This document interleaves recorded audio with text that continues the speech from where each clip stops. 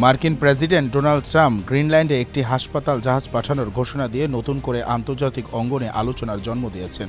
White হাউসে Republican গভর্নরদের সম্মানে আয়োজিত এক নৈশভোজের আগে সামাজিক যোগাযোগ মাধ্যমে দেওয়া পোস্টে তিনি জানান, লুইজিয়ানার গভর্নর জেফ ল্যান্ড্রির সঙ্গে সমন্বয়ে এই উদ্যোগ নেওয়া হয়েছে।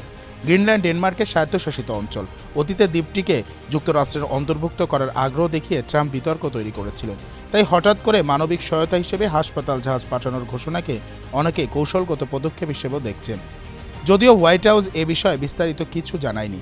ডেনমার্ক বা গ্রিনল্যান্ডের অনুরোধ ছিল কিনা তাও স্পষ্ট নয়। মার্কিন নৌবাহিনীর দুটি হাসপাতাল জাহাজ ইউএসএনএস মার্সি ও ইউএসএনএস কমফোর্ট বিশ্বের বিভিন্ন দুর্যোগ ও সংঘাতে চিকিৎসা সহায়তায় ব্যবহৃত হয়। তবে ঘোষিত জাহাজটি এ দুটির কোনোটি কিনা তা নিশ্চিত করা হয়নি। সম্প্রতি ডেনমার্কের রাজা ফ্রেডরিক এক্স গ্রিনল্যান্ড সফর করেছেন, যা ডেনমার্কের সঙ্গে দ্বীপটির সম্পর্ক জোরদারের ইঙ্গিত দেয়।